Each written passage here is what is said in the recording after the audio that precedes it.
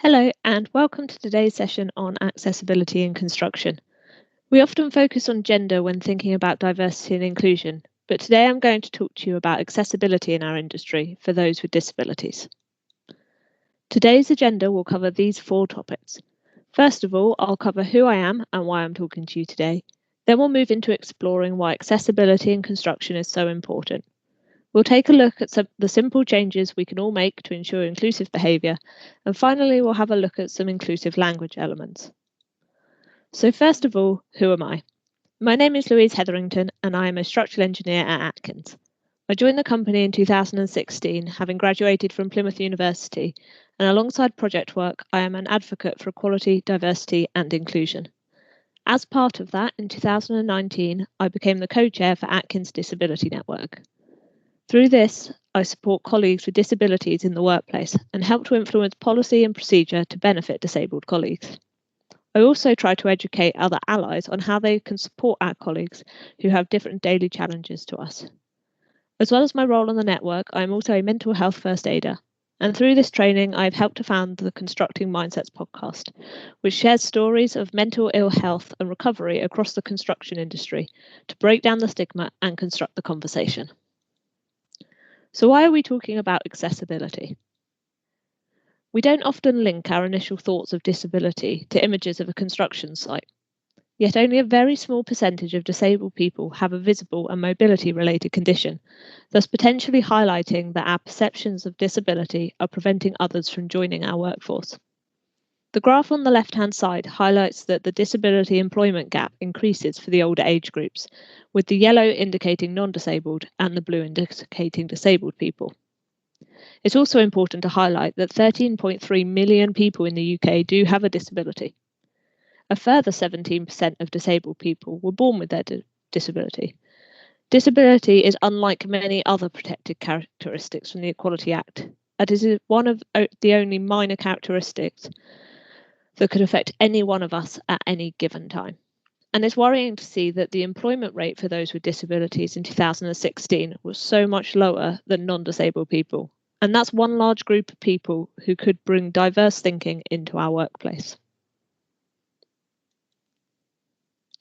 So now we know the statistics, what can we all do to ensure we're inclusive towards people with disabilities?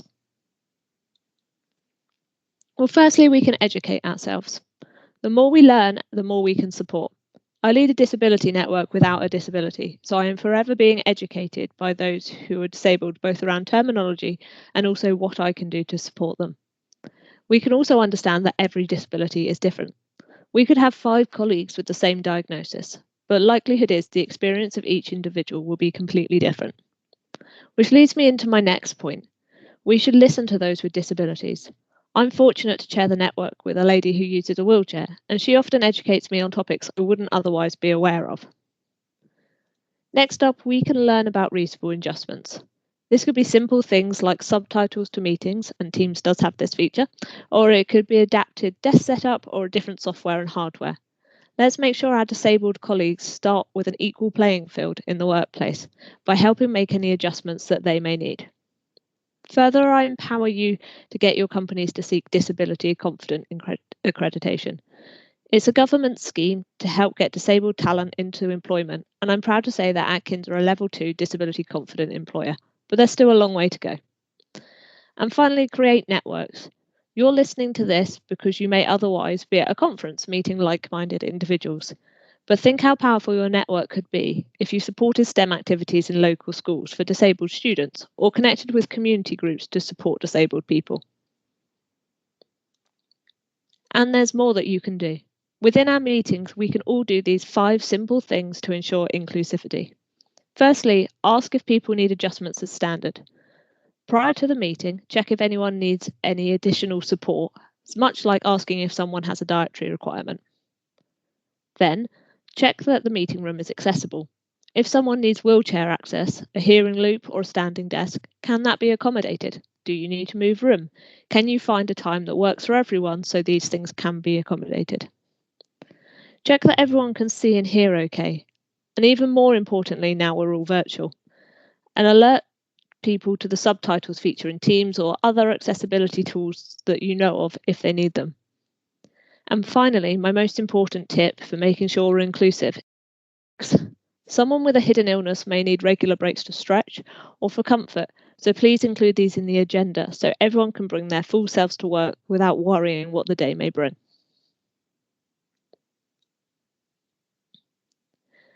And now I'd like to move on to inclusive language. This is something that's very important when it comes to equality, diversity, inclusion, and especially when it comes to accessibility around disability.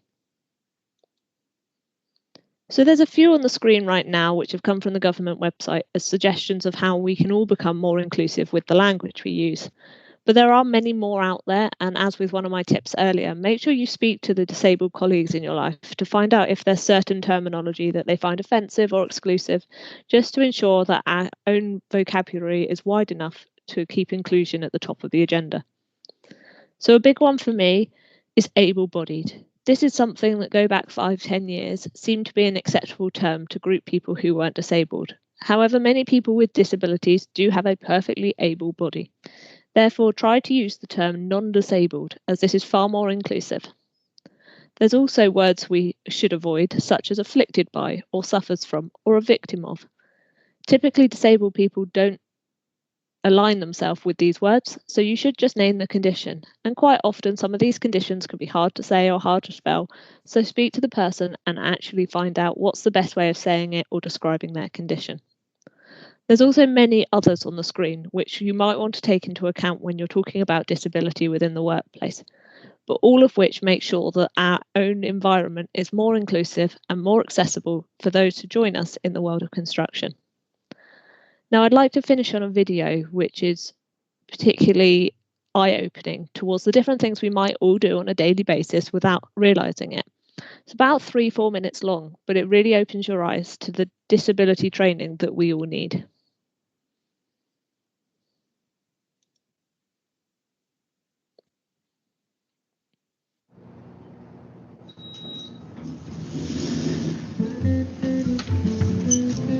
Good morning, Bob. Morning there, big man. Morning, Alice! There's no need to be awkward.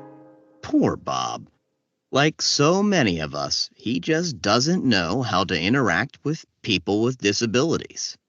It's pretty easy, really. People with disabilities are people first. We need the same things that every person needs, like respect. Good morning, everyone. Attention! Okay. Maybe we need to be more specific. The easiest way to show respect is to focus on the person, not the disability. It's okay. You'll get the hang of it. One easy way to focus on the person is to watch the person signing and not their interpreter. Or their companion. It's really cool that you'd like to help, but do us both a favor and please ask me first. What you think might be helping? I got you. Wait, oh no, might actually not. If you'd like to offer me help, let me hold on to your elbow. Don't take mine. Hey, would you like to take my arm? Sure. Assistive devices help us to live our lives. They're really important and really personal.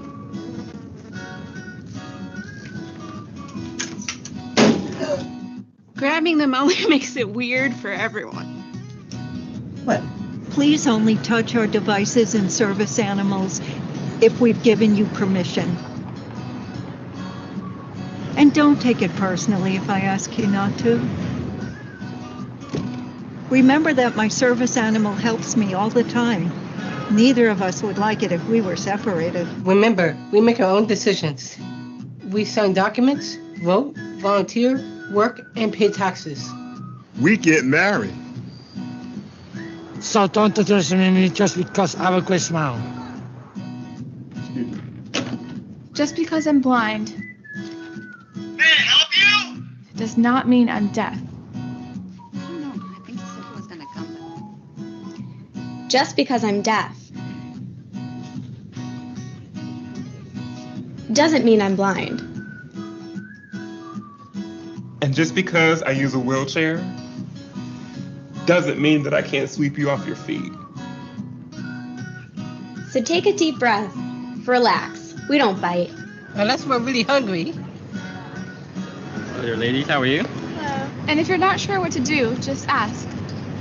Hi. Would you still like to see a menu? No thanks, but can you please read it to me? Sure, definitely. Just treat us the way you would want to be treated, and we'll all be okay.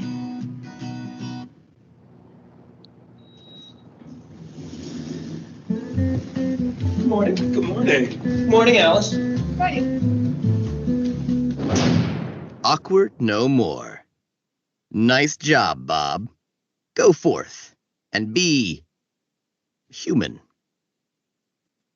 There's no need to be awkward.